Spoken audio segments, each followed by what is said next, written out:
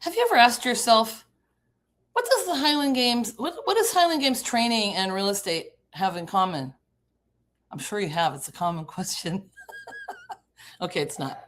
But it has more in common than you think. But before we start talking about it, okay, I am just going to tell you really quickly that I'm revamping this channel. I have this one plus a real estate channel, but I'm not that active on the real estate one, and that is my profession. But I love doing all the things. So I'm going to combine it all in here under Katie Horgan. I'm going to have real estate also, Candor with Katie, my new mysterious mysteries every first Tuesday of the month, and then some other things. It's just going to be a lot of stuff because I like to do a lot of things. So it'll be fun. And you can see my thing. It's a real estate podcast symbol. So that's pretty cool. So I'll ask you this question again. What do Highland Games training and real estate have in common?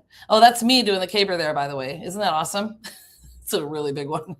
Okay, so it's got more in common than you think, if you think about it. So if you saw my practice video, you know I'm getting ready to compete at the Highland Games Masters World Championships. Here's their symbol for the Scottish Masters International and then for the actual World Championships. And so I'm going to the Netherlands this September. And so this is where it is. It's outside of Amsterdam. And you can see because I circled them. And so there's Amsterdam, and then we're going to be about a little over 2 hours south of there. So pretty awesome. The deal is, though, have I practiced as much as I should have? Look at this picture. It's a screenshot. So absolutely not. This is my practice pic. Naturally, my plan is to fit in as much as I can before the trip. Is that the best plan? I don't know. Don't we all do that? I have 4 weeks left. And so because I haven't done enough, I'm going to do it all now. So that got me thinking about how much this process has in common with real estate. I know it floors you.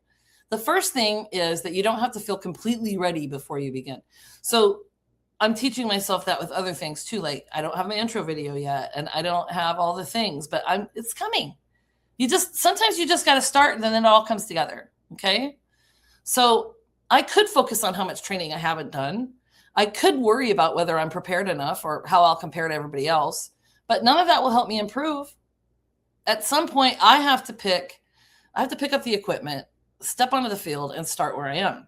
Right. So people do the same thing in real estate. If you have a story about buying a house or selling a house, please let me know. Drop it down in the comments. I would love to talk about it. You know, buyers wait for the perfect interest rate. Sellers wait for the perfect market. Sometimes people spend so much time waiting for every condition to line up that they never take the first step. So, you know, my dad used to say, you can't finish if you don't start.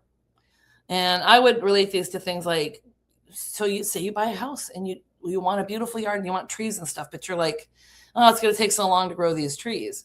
Well, if you never plant the tree, it's never going to grow. And before you know it, you have a yard full of beautiful plants and trees and flowers that you always wanted, and you don't remember what it looked like when it was bare. So just take that first step, okay? It doesn't mean that you need to rush into making a major decision by taking that first step. You don't have to go all or nothing. It means you don't have to know everything before beginning to explore your options. You can ask questions, learn what is realistic, and make a plan based on where you are today. So the second thing is that technique matters more than brute force. Yes, you need to be strong. Definitely true in the Highland Games. You can be really strong and give a throw everything you have.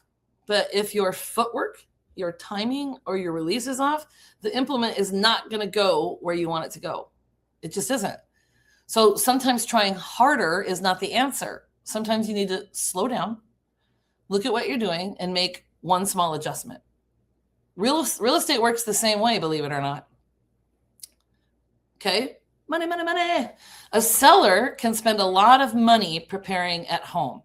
But if it's priced incorrectly or marketed poorly, all that effort may not produce the right result. A buyer can look at dozens of homes, but without a clear strategy, they might feel stuck. Okay?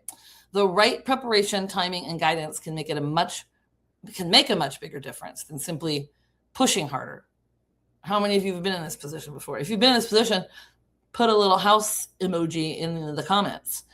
The third thing is that every attempt teaches you something. Every attempt at something teaches you something. Oh, how profound. Not every throw is going to be a good one. Believe me, I know. But even a bad throw can give me information. Maybe my timing was off. Maybe I rushed it. Maybe I overthought it. Oh, imagine that. And then I make an adjustment and try again. So real estate, the transactions in real estate do not always go exactly as planned. Believe me. A buyer might lose out on a home. An inspection might uncover something unexpected. Well, that's what they're for, right? A seller might not receive the response they hope for right away. And that doesn't mean that the goal is wrong. It just means that the strategy needs to change. And finally, it helps to have someone in your corner. So athletes have coaches, training partners, and people who can see things they cannot see for themselves. In real estate, a good agent should do the same thing, okay? My job is not to pressure someone into making a move. It's to help them understand what is happening. You need to see your plans clearly and make a decision that works for you.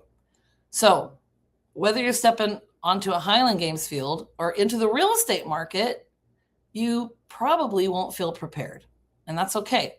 Start where you are, learn as you go, make adjustments, ask for help when you need it, because you never know until you go for it.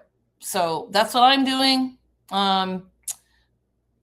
This September coming up in about 4 weeks. I like to say 4 weeks because if you say like 28 days or something, it sounds really, really close. And so don't be, you can have fear, but do it anyway. Okay. Do it anyway.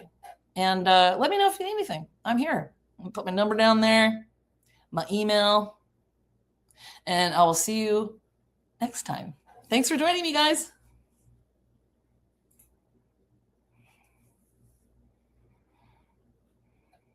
Oh, it'd help if I turn it off.